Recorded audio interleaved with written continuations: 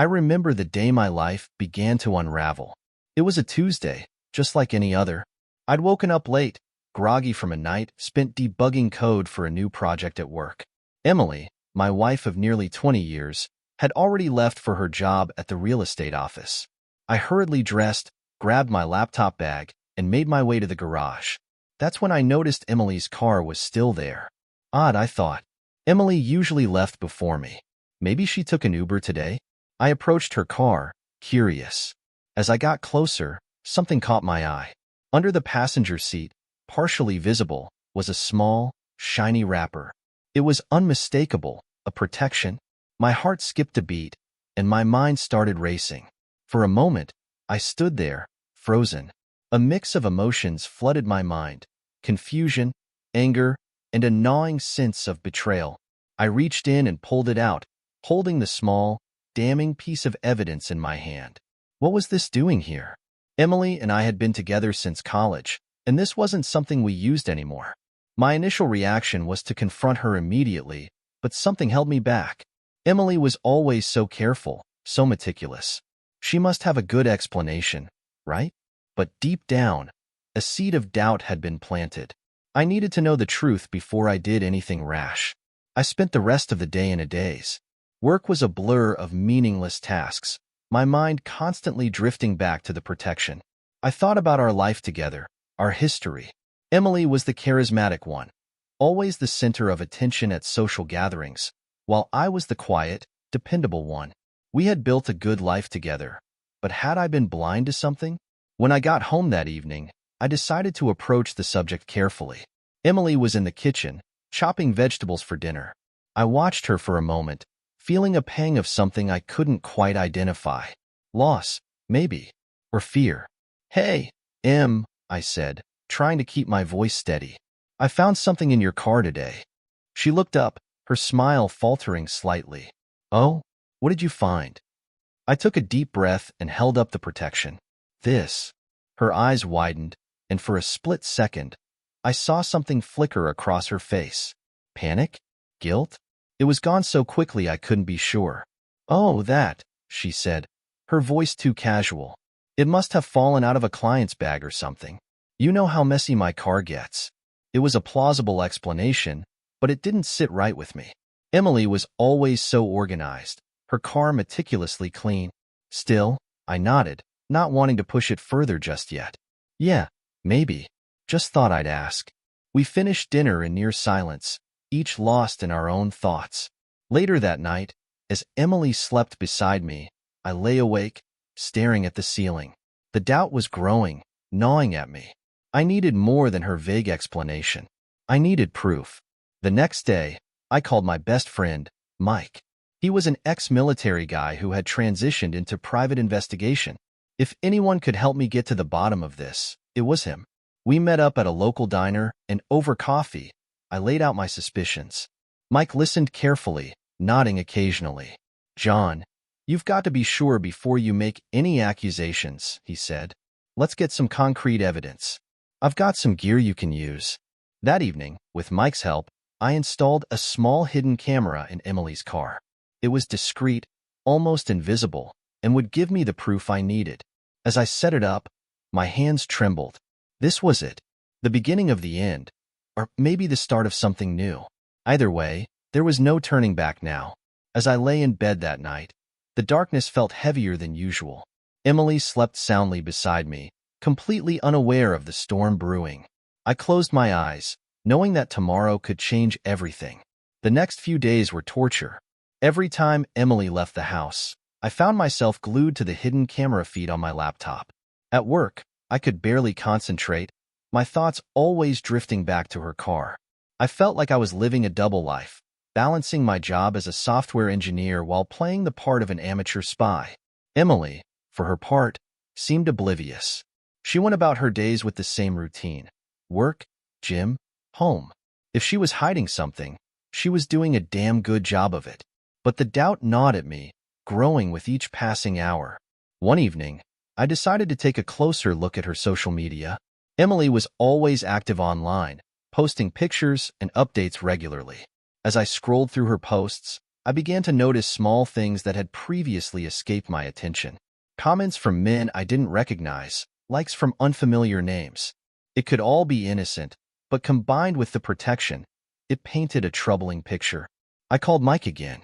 We met at the same diner, the familiar clatter of dishes and the hum of conversation providing a strange sense of comfort. "Anything yet?" Mike asked, taking a sip of his coffee. "Not really," I admitted. "But I have this feeling, like something's off. Her social media is full of guys I don't know, and she's been acting a bit distant lately." Mike nodded. "Trust your gut, John. But remember, we need solid evidence. Keep monitoring, and don't confront her until you have something concrete." I nodded, feeling a mix of frustration and determination. I hated this waiting game, but I knew Mike was right. Without undeniable proof, any confrontation would just lead to more lies and evasions. That night, I lay awake again, my mind churning. Emily was beside me, her breathing steady and calm. I turned to look at her, studying her face in the dim light. She seemed so peaceful, so innocent. But the doubt wouldn't leave me. I needed to know the truth, no matter how painful it might be. The following weekend, I decided to take a more proactive approach. Emily had mentioned she'd be showing houses all day, so I had plenty of time. After she left, I headed to her office. Karen, her colleague, was there, working on some listings. "Hey, Karen," I greeted, trying to sound casual. "Just dropping by to say hi. How's it going?" Karen looked up, surprised. "Oh, hey, John. It's going fine. Busy as usual. How about you?" We chatted for a bit, making small talk. Karen seemed friendly enough, but there was a sharpness to her that I hadn't noticed before. I decided to probe a bit. "Emily's been working a lot lately," I said, trying to sound nonchalant. "Must be a busy season for you guys." Karen nodded. "Yeah, it's been crazy. She's been putting in a lot of extra hours." Something in her tone caught my attention. Was it a hint of disdain? I couldn't be sure. I thanked her and left, feeling more uneasy than before. The next few days, I watched the camera feed obsessively.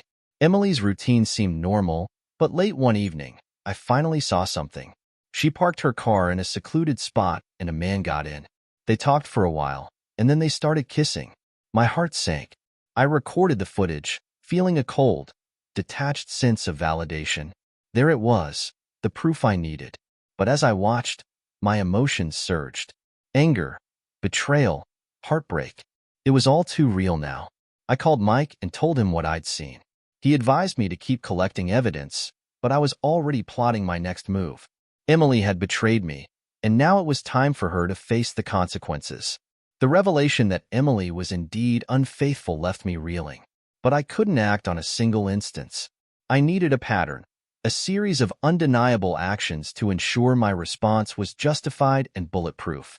So, I focused on setting up the hidden camera to capture every detail of her betrayal. The next morning, Emily left early for an open house. I waited until I was sure she was gone before heading out to her car with the hidden camera equipment Mike had given me. The camera was small, no bigger than a matchbox, and had a long battery life. Perfect for my needs. I positioned it discreetly under the dashboard, with a clear view of the entire interior. It was nearly invisible, blending seamlessly with the car's design. I connected the camera to a remote viewing app on my phone and laptop, allowing me to watch the feed in real time. Satisfied with my work, I returned to the house and prepared for the long wait. Days turned into a week, and during that time, I monitored Emily's movements closely.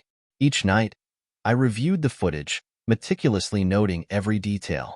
Emily's routine remained frustratingly normal: work, errands, home. But then, on a Friday evening, something changed. Emily had told me she'd be late, attending a networking event. I pretended to believe her, wishing her a good evening. As soon as she left, I logged into the camera feed. For the first hour, everything seemed routine. She drove to a familiar neighborhood, but instead of heading to the event venue, she parked in a secluded spot near a park. My heart pounded as I watched. Minutes later, a car pulled up and a man got in. I recognized him from the previous footage, a tall, dark-haired guy with a confident air. They talked for a bit, their faces close, their expressions intimate. Then, The inevitable happened.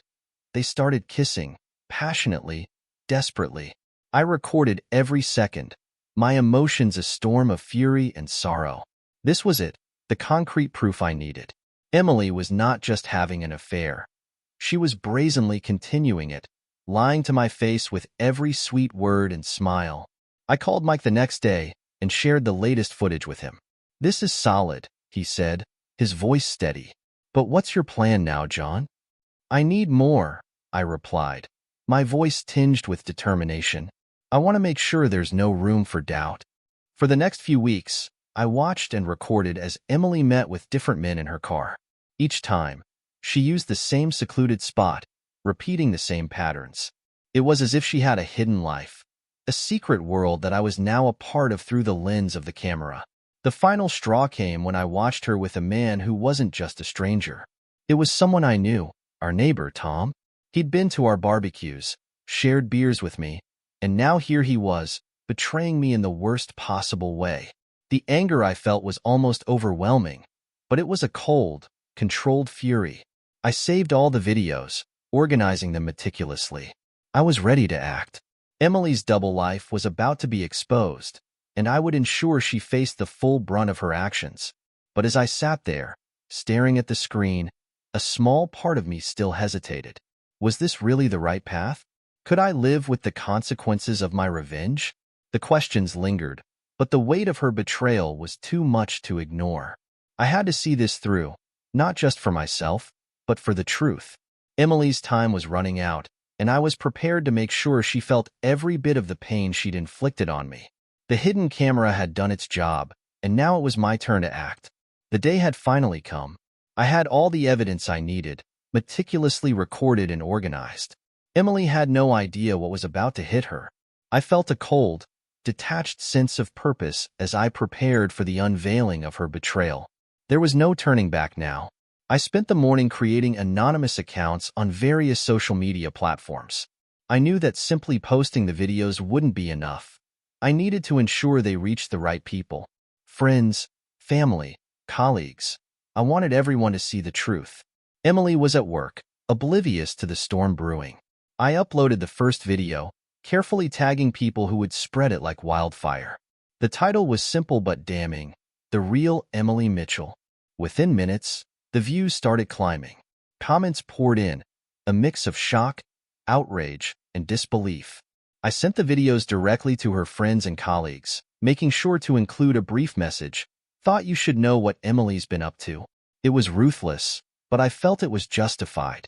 She had lied to everyone, and now she would face the consequences.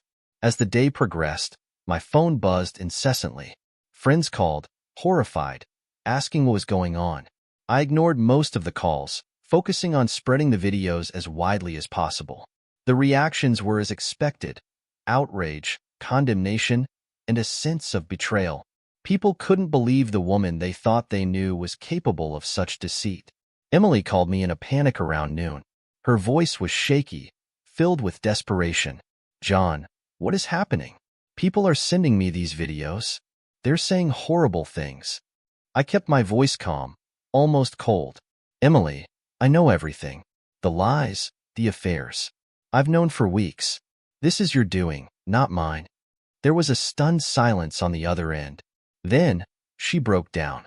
"John, please, let's talk about this. You don't understand." "I understand perfectly," I interrupted. "You've been cheating on me, lying to everyone. Now everyone knows the real you." She sobbed, but I felt no pity. This was her punishment, and she had to face it. I hung up, feeling a grim sense of satisfaction. The truth was out, and there was no going back. By evening, the videos had gone viral within our social circle. Emily's reputation was in tatters. Her friends were calling her a fraud, colleagues were distancing themselves, and family members were expressing their disappointment. The fallout was exactly what I had planned. Mike called me later that night. "John, I've seen the videos. Are you okay?" "I'm fine," I replied, though the emptiness inside me said otherwise. She had it coming. "Just be careful," he warned. "This kind of revenge can have unexpected consequences." I knew he was right, but I didn't care. Emily had destroyed our life together, and now she was paying the price. As I sat alone in the living room, watching the comments and reactions pour in, I felt a strange sense of closure. The unveiling was complete, and the world now knew the truth. The next few days were a blur. Emily disappeared from public view, too ashamed to face anyone. I didn't see her, didn't hear from her. It was as if she had vanished, leaving behind only the wreckage of our marriage. Friends reached out, some offering support, others condemning my actions. I accepted the support and ignored the rest. This was my decision, and I stood by it. In the quiet moments, though, I couldn't help but wonder if Mike was right. What were the long-term consequences of my revenge? Had I gone too far? But every time those doubts crept in, I reminded myself of the betrayal, the lies, and the pain she had caused. The unveiling was necessary, and it was done. Emily's fate was sealed, and so was ours. There was no going back now. The shock of Emily's infidelity had given way to a cold, calculated fury. The initial unveiling had only whetted my appetite for retribution. I needed to ensure that Emily felt the full weight of her betrayal, and that meant planning my revenge with meticulous precision. Sitting at my desk, surrounded by the glow of multiple screens, I began drafting my strategy. I couldn't just rely on the initial shock value of the videos. I needed a comprehensive approach that would leave no stone unturned. Emily had constructed a web of lies, and I intended to dismantle it piece by piece. First, I compiled all the footage, categorizing it by date and the individuals involved. Each file was labeled clearly, making it easy to access and share. I created backup copies on multiple devices, ensuring that nothing could be lost or deleted accidentally. This was my arsenal, and I treated it with the utmost care. Next, I made a list of everyone who needed to see the truth. This included her closest friends, family members, colleagues, and even her clients. I wanted to reach everyone who had ever trusted her, believed in her, or depended on her. The betrayal had to be complete and absolute. I created anonymous email accounts and social media profiles for the sole purpose of disseminating the videos. Each account was meticulously set up with a believable backstory, complete with fake profile pictures and connections. This wasn't just about spreading the videos. It was about making sure they went viral within our community. As I worked, I couldn't help but think about the conversations I'd had with Emily over the years. The times we'd laughed together, planned our future, shared our dreams. Those memories felt distant now, tainted by her deceit. My resolve hardened with each passing hour. This wasn't just about revenge. It was about reclaiming my sense of justice. I reached out to a few trusted friends who had remained supportive. They were hesitant, but willing to help. "John, are you sure about this?" Mike asked, his voice tinged with concern. "Once you do this, there's no turning back." "I'm sure," I replied, my tone unwavering. "She destroyed our life together, Mike. This is the only way to make sure she faces the consequences." With their help, I started spreading the videos strategically. The initial wave had already caused a stir, but now I aimed for saturation. I timed the releases to maximize impact: mornings, lunch breaks, evenings, when people were most active online. Each video came with a brief, damning caption, ensuring it grabbed attention immediately. The reactions were swift and brutal. Emily's social media accounts were flooded with comments, some expressing disbelief, others outright condemnation. Her professional reputation crumbled as clients withdrew their business, unwilling to be associated with her. Friends who had once admired her charm and charisma now saw her as a deceitful fraud. I watched it all unfold with a mixture of satisfaction and detachment. This was what she deserved. Each new comment, each shared post, was a step closer to my goal. Emily's perfect facade was shattering, and there was no way she could piece it back together. But even as I reveled in the success of my plan, a small part of me couldn't ignore the toll it was taking on my own psyche. The man I had become, obsessed, vengeful, was a far cry from the person I used to be. Late at night, as I stared at the screen, I wondered if this path would lead to the closure I sought, or if it would leave me just as broken as the marriage I was avenging. The final phase of my plan was the most personal. I sent the videos to Emily's family, ensuring they knew exactly what she had done. Her parents, her siblings, they deserved to see the truth. I crafted each message carefully, balancing the need for clarity with the harsh reality of her actions. As I hit send on the last email, I leaned back in my chair, exhausted but resolute. The plan was in motion, and there was no stopping it now. Emily's betrayal had set this chain of events in motion, and I would see it through to the end. The path of revenge was a dark one, but it was the only way I knew to reclaim my life from the wreckage she had created. The days following the full release of the videos were a whirlwind of chaos and emotion. Emily's carefully constructed world crumbled before my eyes, and the fallout was more intense than I had anticipated. Emily went into hiding almost immediately after the videos went viral. She didn't come home that night, and I couldn't bring myself to care where she had gone. She had disappeared from social media, her accounts either deactivated or abandoned. The silence was deafening, a stark contrast to the storm I had unleashed. Friends and family bombarded me with calls and messages. Some were supportive, expressing their shock and anger at Emily's betrayal. Others were critical, accusing me of going too far, of ruining her life out of spite. But I didn't care. The truth was out, and that was all that mattered to me. Mike came over one evening, a case of beer in hand. "John, you've really stirred things up," he said, handing me a bottle. We sat in the living room, the silence between us heavy with unspoken thoughts. "She deserved it," I said finally, breaking the silence. "She lied to everyone, Mike. She needed to be exposed." "I get that," he replied, taking a swig of his beer. "But what about you? How are you holding up?" I hadn't really thought about that. The past weeks had been a blur of anger and action. Now that the dust was settling, I was left with an empty house and a hollow feeling inside. "I don't know," I admitted. "It's been a lot." We sat in silence for a while longer, the weight of my actions settling over me. Mike eventually left, and I was alone again, the house eerily quiet. The next morning, I received an unexpected call from Emily's parents. They were devastated, confused, and angry. Her mother's voice trembled as she spoke. "John, how could you do this? We thought you loved her." "I did love her," I replied, my voice cold. "But she betrayed me, and she betrayed all of you. You deserve to know the truth." There was a long pause before her father spoke, his voice heavy with disappointment. "We're not saying what she did was right, but this was cruel."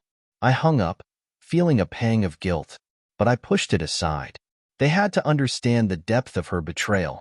I couldn't let them live in ignorance. At work, things were tense.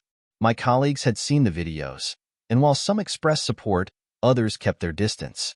My boss called me into his office one afternoon, his expression serious. "John, this situation is affecting the workplace. We need you to take some time off to sort things out." I nodded, knowing he was right. I packed up my things and left, feeling a strange mix of relief and uncertainty. The routine of work had been a distraction, but now I had nothing but time to reflect on what I had done. In the days that followed, I received messages from old friends I hadn't spoken to in years. Some offered support, sharing their own stories of betrayal and heartbreak. Others were more critical, questioning my methods and urging me to seek professional help. Their words echoed in my mind, but I brushed them aside. I wasn't the one who needed help, Emily was. As the weeks passed, the initial shock of the videos began to fade, but the impact remained. Emily's real estate career was in ruins, her clients abandoning her in droves. Friends who had once admired her charm and charisma now saw her for what she truly was, a liar and a cheat. One evening, I received an email from an unfamiliar address. It was from Emily. Her words were filled with regret and sorrow, begging for a chance to explain, to make things right. But it was too late for that. The damage was done, and there was no going back. I didn't reply. Instead, I deleted the email and sat in the silence of my empty house, reflecting on the choices that had led me here. The fallout had been devastating, not just for Emily, but for me as well. But it was necessary. The truth had to come out, no matter the cost. In the quiet aftermath, I began to realize that my journey wasn't over. There were still wounds to heal, trust to rebuild, and a future to forge from the wreckage of the past. The fallout had been brutal, but it was also a chance for a new beginning. And I was ready to face it, one step at a time. The initial storm of reactions and emotions had passed, leaving a strange, heavy calm in its wake. The fallout from my actions had been severe, but now I was left to cope with the consequences, both external and internal. Emily had vanished from my life, and I was left to pick up the pieces of my own shattered existence. I spent the first few days in a haze, trying to come to terms with what I had done. My home, once a place of warmth and laughter, felt empty and cold. The silence was oppressive, broken only by the occasional call or message from friends or family. Most of them had said their piece, either in support or condemnation, and now I was left to face the aftermath alone. I took Mike's advice and took a leave of absence from work. I needed time to process everything, to figure out what came next. The first few days of isolation were the hardest. Without the routine of work to distract me, I was left with my thoughts and the crushing weight of my actions. I tried to distract myself with mundane tasks, cleaning, organizing, anything to keep my mind occupied, but the sense of emptiness persisted. One evening, as I sat in the living room staring blankly at the TV, my phone buzzed. It was a message from an old friend, Jake, who I hadn't spoken to in years.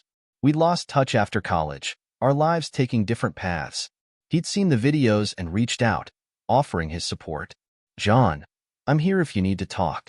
Let's grab a drink sometime." I took him up on his offer. Meeting at a quiet bar downtown, we caught up on old times, avoiding the elephant in the room for as long as possible. Eventually, though, the conversation turned to Emily and the fallout from my revenge.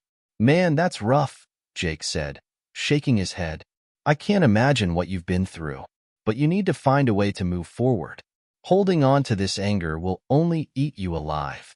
His words struck a chord. I realized that my anger, while justified, was consuming me. I needed to find a way to heal, to move past this. The revenge had been satisfying in the moment, but now it was a weight dragging me down. I decided to seek help. I found a therapist who specialized in dealing with betrayal and emotional trauma.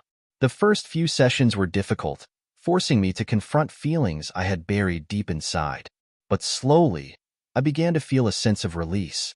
Talking through my emotions, understanding the root of my anger, and finding healthier ways to cope was liberating. I also reconnected with old hobbies I had neglected. Photography had always been a passion of mine, but in the chaos of life, I'd let it slip away. I dusted off my old camera and started taking long walks, capturing the beauty of the world around me. It was a small step, but it brought a sense of peace I hadn't felt in a long time. My relationship with friends and family slowly began to mend. Those who had been critical initially started to see the toll it had taken on me, and they offered their support. We talked openly about my actions and their consequences, and though some wounds would take time to heal, the conversations were a step in the right direction. One day, I received a letter from Emily. It was handwritten, the pages filled with remorse and apologies. She explained her actions, though it did little to change my feelings. She had made her choices, and I had made mine. There was no going back, but there was a chance to learn and grow from it. The path to recovery was long and winding, filled with setbacks and small victories. Each day, I found a bit more clarity, a bit more peace. I began to understand that while revenge had been my initial response, it wasn't the solution. Healing came from within, from facing my demons and learning to let go. Emily's betrayal had shattered my world, but it had also forced me to confront parts of myself I had long ignored. In the quiet moments of reflection, I found a new sense of purpose. I wasn't defined by her actions or my revenge. I was defined by how I chose to rebuild my life. The journey was far from over, but for the first time in a long while, I felt a glimmer of hope.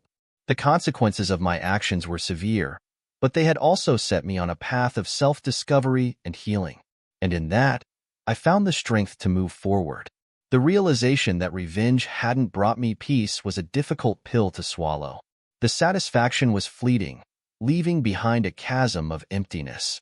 But I began to understand that this emptiness was an opportunity, a blank slate to rebuild my life. My therapy sessions with Dr. Green became a cornerstone of my recovery. She guided me through my tangled emotions, helping me to untangle the knots of anger, betrayal, and grief. One particular session stood out when she asked me to visualize my future. That question lingered long after the session ended. My future had been intertwined with Emily's for so long. Now, I had to reimagine it alone. I focused on small, tangible goals. I immersed myself in photography, rediscovering the joy it once brought me. Each walk with my camera felt like a step toward healing, capturing moments of beauty in a world that had seemed so dark. One sunny Saturday, I decided to visit a nearby nature reserve. While taking photos of a particularly stunning vista, I met Rachel, a fellow photographer. We struck up a conversation, sharing tips and admiring each other's work. It was the first time in months that I felt a genuine connection with someone. We exchanged numbers and started meeting regularly for photography outings. Rachel's presence was a breath of fresh air, and our friendship grew, bringing back a sense of normalcy. Work began to improve as well.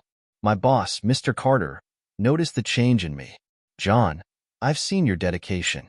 I think you're ready for more responsibility," he said, offering me a promotion to project manager.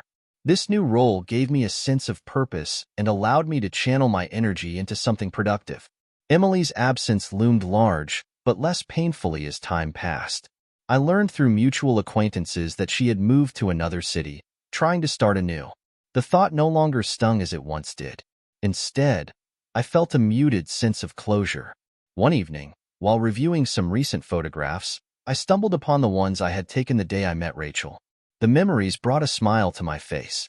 I decided to compile my best work into a portfolio and submitted it to a local gallery featuring amateur photographers.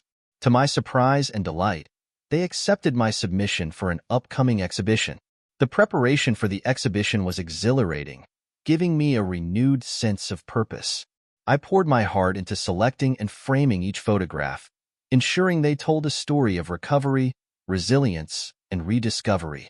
On the night of the exhibition, I stood in the gallery, surrounded by my work, feeling a profound sense of accomplishment. Friends, family, and even colleagues attended, offering their support and admiration. Rachel was there too, beaming with pride. It was a night of validation and healing, a testament to how far I had come. As the evening drew to a close, Rachel approached me. "John, your work is incredible. You've turned something painful into something beautiful. That's a rare gift." Her words resonated deeply. I realized my journey wasn't just about moving forward, but also about transforming my pain into something meaningful. The exhibition was more than just a showcase of my talent. It was a celebration of my resilience and growth. The path to recovery was long and winding, filled with setbacks and small victories. Each day, I found more clarity and peace. I began to understand that while revenge had been my initial response, healing came from within. Emily's betrayal had shattered my world, but it had also forced me to confront parts of myself I had long ignored. In the quiet moments of reflection, I found a new sense of purpose. Life, with all its unpredictability, was still full of possibilities, and I was ready to embrace them, one step at a time.